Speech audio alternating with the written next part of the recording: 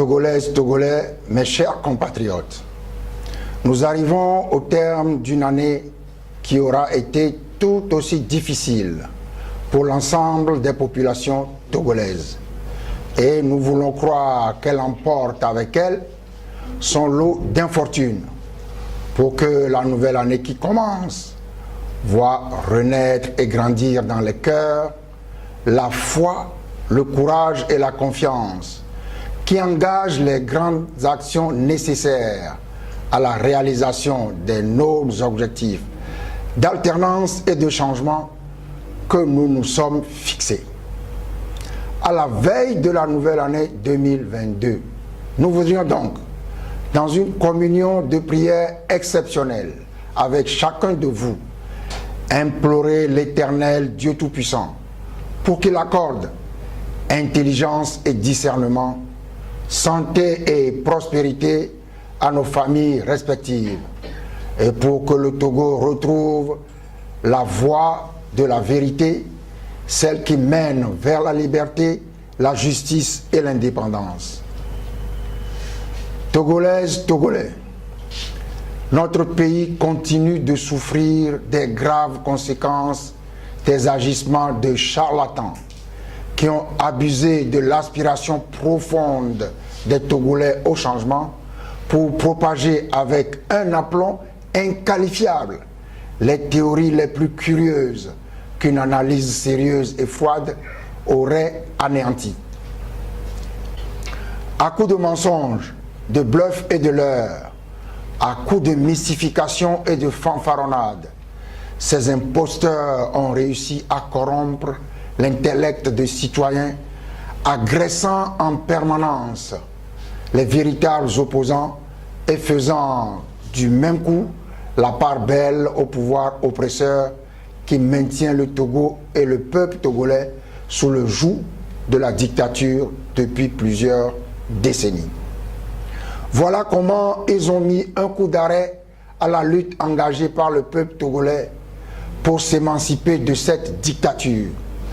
Le temps d'un battement de cils, ils ont ruiné avec une insoutenable légèreté les sacrifices et les efforts consentis pendant des décennies. Ils n'ont pas hésité à offrir leur complicité au régime RPT UNIR pour réduire, voire fermer, de nombreux espaces de liberté conquis de haute lutte par les forces vives de la nation togolaise. Sur le territoire national et au sein de la diaspora, ils continuent d'affabuler et de forger des mensonges odieux qu'ils propagent allègrement et impunément pour maintenir, entretenir ce coup d'arrêt. Faire obstacle, empêcher toute remobilisation des populations, tel semble être leur agenda à peine voilé. Mes chers compatriotes, nous devons nous remobiliser et nous engager de plus belle pour continuer efficacement notre lutte commune pour l'alternance et le changement. Les récentes mascarades de la concertation nationale des acteurs politiques CNAP nous en révèlent l'absolue nécessité. Et j'ai la ferme conviction que les populations togolaises s'y préparent résolument. Maintenant qu'elles ont compris, maintenant qu'elles ont les yeux dessillés. Oui, j'ai une totale confiance dans l'engagement et la détermination dont les vrais militants de l'opposition sont capables. À cet égard, je puis vous assurer que nous n'avons jamais cessé d'être mobilisés. Nous n'avons jamais baissé la garde face à l'oppresseur. Au contraire, nous avons poursuivi la lutte sur les divers fronts ouverts et nous entendons maintenir nos efforts tout au long de la nouvelle année sur le territoire national et dans la diaspora pour mobiliser l'ensemble des forces vives de la nation en vue de l'objectif commun. Pour l'heure, notre plus grand souhait est que chaque famille puisse vivre un moment de réconfort et de joie durant ces fêtes de fin d'année et du Nouvel An, et ce, en dépit d'un environnement socio-politique rendu difficile par la cherté de la vie, les menaces et les restrictions liées à la recrudescence de la propagation de la pandémie à la Covid-19, les abus d'autorité et de pouvoir avec les entorses flagrantes aux libertés et droits fondamentaux des citoyens, l'instrumentalisation de la justice et les dérives de la gouvernance. Nous ne pouvons nous empêcher d'avoir une pensée émue pour tous les camarades tombés durant notre lutte. Ils sont si nombreux. Tous, sans exception, sont si chers à nos cœurs. Et comme vous, je sens en particulier le vide que nous laisse la disparition de collaborateurs si proches et quasi quotidiennement au travail avec et autour de moi. Je puis notamment citer Claude Mikem, Crosby Quist, Marcus Kodjo, tous trois membres du bureau national, tous trois membres du comité exécutif, tous trois membres du comité politique, tous trois membres du comité de rédaction de l'ANC, tous trois conseillers municipaux, disparus en si peu de temps, qu'ils reposent en paix. Je puis également citer Raymond Kousoubo et Thomas Vaudis, tous deux conseillers municipaux et tous deux présidents fédéraux loyaux et dévoués. Nous leur rendons ici un très vibrant hommage en réitérant notre compassion et notre solidarité à toutes les familles affligées.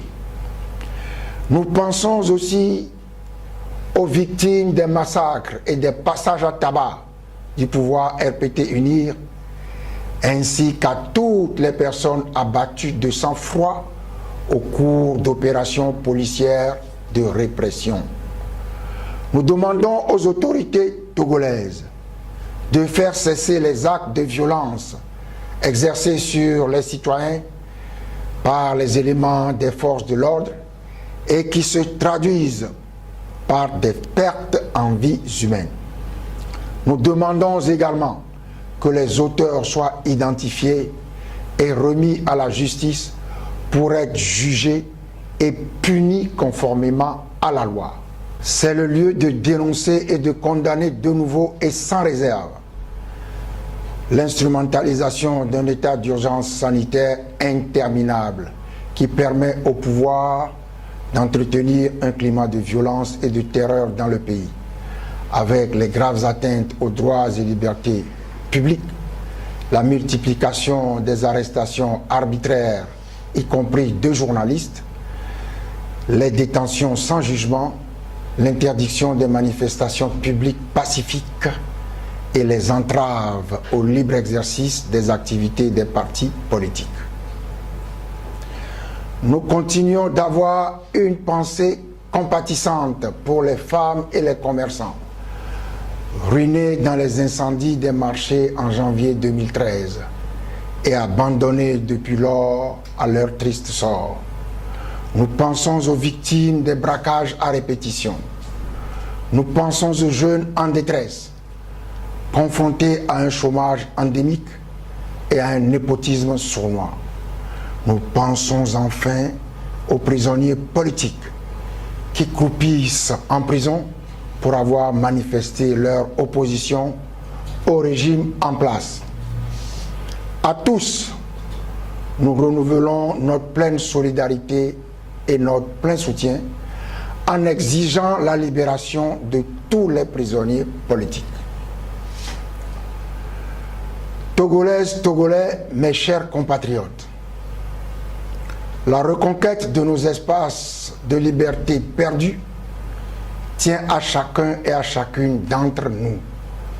Il nous faut pour cela sortir notre lutte commune de l'enlisement dans lequel une bande de prestidigitateurs l'ont plongé et tentent de l'y maintenir à la satisfaction de la dictature du RPT UNIR. Aujourd'hui, l'ensemble de l'opinion nationale est édifié sur les manœuvres sordides qui ont conduit à cette situation. Et il est réconfortant de constater que les vrais combattants de la liberté et de la démocratie demeurent disponibles pour poursuivre avec la rigueur et le sérieux requis la lutte exaltante que nous avons toujours menée aux côtés du peuple togolais pour la libération de notre cher pays, le Togo. Mais nous devons ouvrir les yeux et faire désormais preuve de vigilance et de discernement. Nous sommes favorables à une véritable union de l'opposition pour mener la bataille du changement. Mais l'union n'est pas la fusion ou l'uniformisation. L'union n'est pas la candidature unique. Et l'union mal comprise crée des dégâts considérables dans la lutte de libération du peuple togolais. L'union n'est pas un slogan que l'on proclame urbi et orbi pour circonvenir et séduire les populations qui n'y voient que du feu. Elle n'est pas une stratégie visant à éliminer un partenaire. L'union n'est pas une formule magique qui permet d'éviter la lutte pour l'assainissement du cadre électoral. Au contraire, l'union est un combat qui se pratique dans la sincérité et la vérité.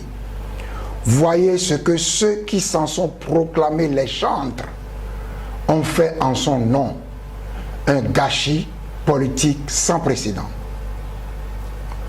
Je demande donc à tous de décrocher de la chimère ambiante et de rejoindre à nos côtés et aux côtés des vaillants combattants de la liberté et de la démocratie, c'est-à-dire aux côtés du peuple togolais mobilisé, la lutte véritable pour la véritable alternance et le véritable changement qui feront de notre pays une terre de liberté et de justice, une terre de solidarité et de prospérité. Vive le Togo libre et démocratique.